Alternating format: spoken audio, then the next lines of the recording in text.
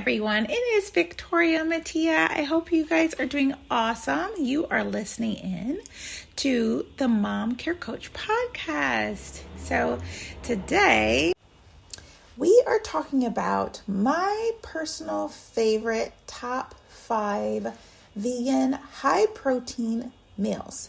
Now, I know not everyone is vegan, but I wanted to record this episode because a couple reasons. Number one, it is Memorial Day weekend here in the U.S., the end of May, and I wanted to share with you some different options. I know a lot of people right now are looking forward to doing Meatless Mondays and Wellness Wednesdays, and I have been told that they would like more options when it comes to helping them with their meal plans and helping them with their weekly prep and giving them options on what can be really nice, especially for the summertime. So I wanted to do that today, which is really exciting. So my top 5 favorites, I'm going to go through them really quickly and then we're going to go one by one.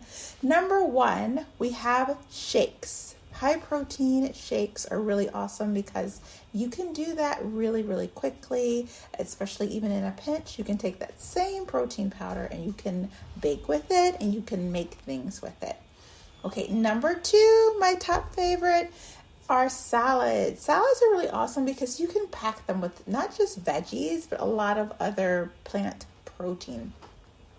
Number 3, I'd have to say my famous high protein waffles. I usually use red lentils and brown lentils. Sometimes I will also add some chickpeas. They can be really high protein, really high fiber, low sugar, and 100% delicious, which of course is something that we, all are striving for. We all need and want.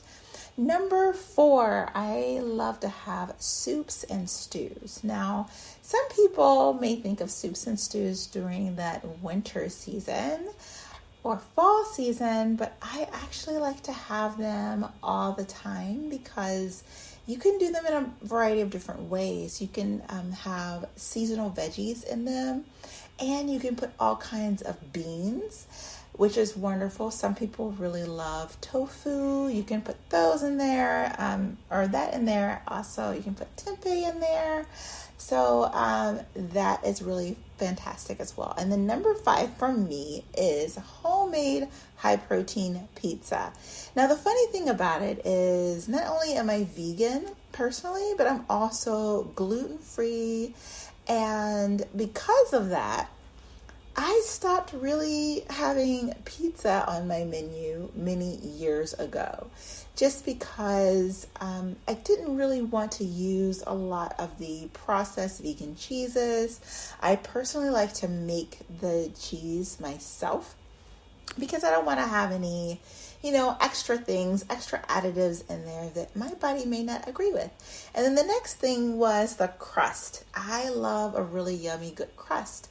However, it's been in the last, I'd say 2 years that I have really perfected my high protein, grain-free vegan crust that I absolutely love. And so these are my top 5 favorites, and let's go with the reasons why. So let's go back to number 1. Number 1, we talked about shakes. Protein shakes. Now, what I love about protein shakes is that they are so incredibly versatile. For me, I love using my protein powder that has 25 grams of protein in it. I also love adding about 1/3 cup of flax seeds. Now, the reason why is a couple of reasons. Number 1, with flax seeds are awesome because when you're in this age demographic of perimenopause, it's really awesome to have high fiber, high protein. And then also with flax seeds, they really, really help with brain awareness and clarity. And for me, I find that it really diminishes a lot of brain fog, any of that.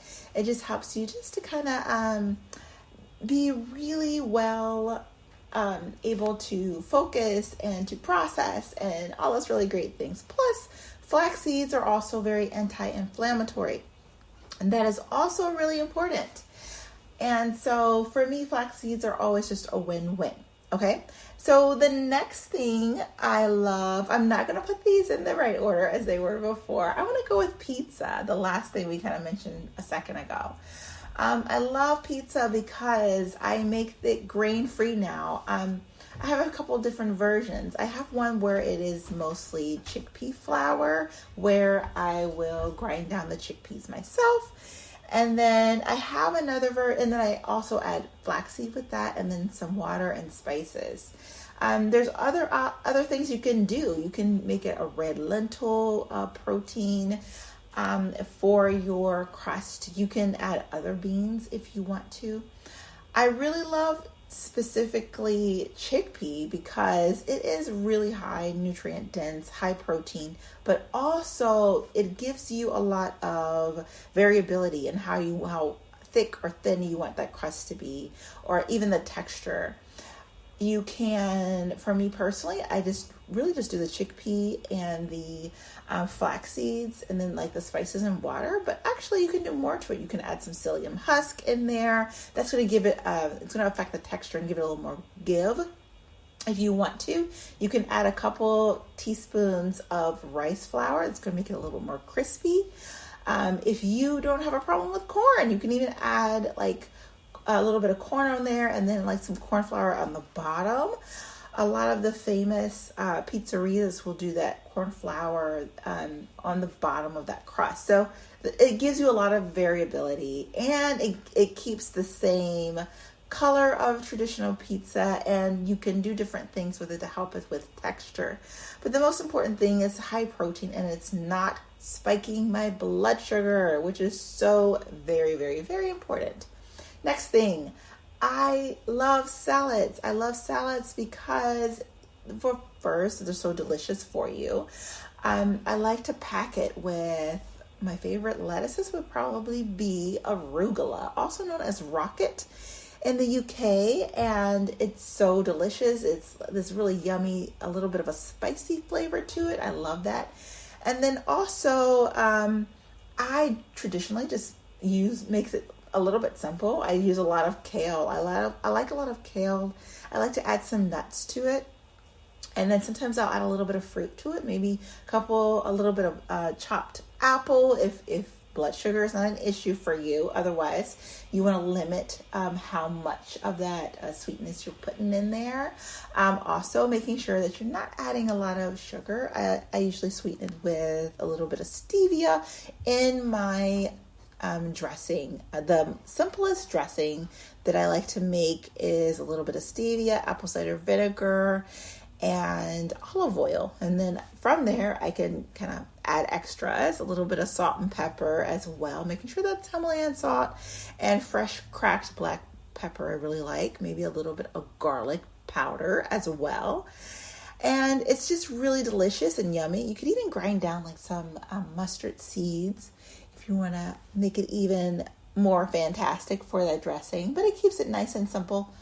And then I'll have it with kale, and then whatever chopped veggies I have in the fridge. Maybe I have like some bell pepper, maybe I'll have some carrots, maybe I'll have some almond slivers, or some pecans. I love pecans. Walnuts can be really yummy. And then you can add a bean to it. It could be a pinto bean, black bean, chickpeas, some other seeds in it, like pumpkin seeds. As you can see, it's really up to you. Nice, delicious vinaigrette or dressing. And then with that, lots of that protein. You can have the nuts and seeds of protein as well as your beans. So it's really how you want to do it. And I think that's really awesome. So, with soups and stews, that's something that is really beautiful because there's all kind of plant protein you can do with that.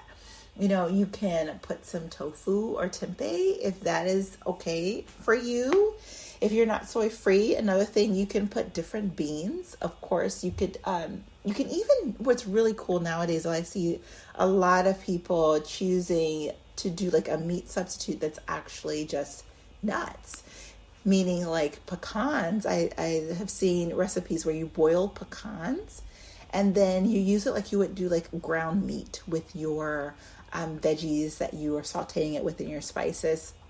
That's a really great option. Another thing you can use are walnuts with the same way you would do it, whether you don't even have to boil it in that way.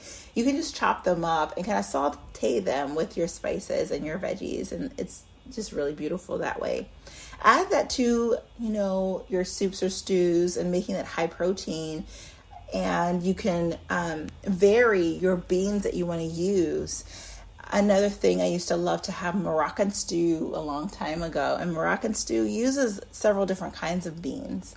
And so what's really great about that with soups and stews is you can layer your flavors. So even people that are not plant-based, people that don't necessarily generally like vegan dishes, a lot of times they will be more open to it when we layer our spices and the different sauces we're using in there. A lot of times they will be more open just because of the variety. And I have found that that's really yummy for a lot of different dishes, because when you layer that variety, it helps people just be able to consume that food in a different way. Okay. So we talked about salads, we talked about soups and stews, we talked about protein shakes, we talked about pizza, and now let's end with those waffles. So I love a good vegan high protein waffle, and for years I just didn't, eat waffles, just because even you could find the gluten-free ones, vegan gluten-free waffles, but they generally were grain-based. And for me, that would spike my blood sugar. And then a lot of times it wasn't really high protein. So this may be a good thing for you to try. See if this is something you like, your family likes. And it's really simple and it's high protein. Doesn't spike your blood sugar because you're not adding any sugar. Now, for your topping, traditionally people would use syrup. I don't use syrup unless I'm actually making it myself. And I can make it with like some wild blueberries, a little bit of pectin. You can use apple pectin, or I will take key lime seeds. I keep them. I use them just for like lemon water or whatever like that. And you can do the same with lemons or limes. And what you can do with those seeds is boil them in a little bit of water and frozen berries, and it makes like this jam consistency. Add your sweetener of choice if you choose some organic maple syrup or a little stevia, and you kind of stir that around. Take out your seeds, of course, and add more water, and it's going to give you a nice syrupy texture and consistency. So that can be awesome on top of your waffles. Otherwise, sometimes like a nut butter can be great on waffles.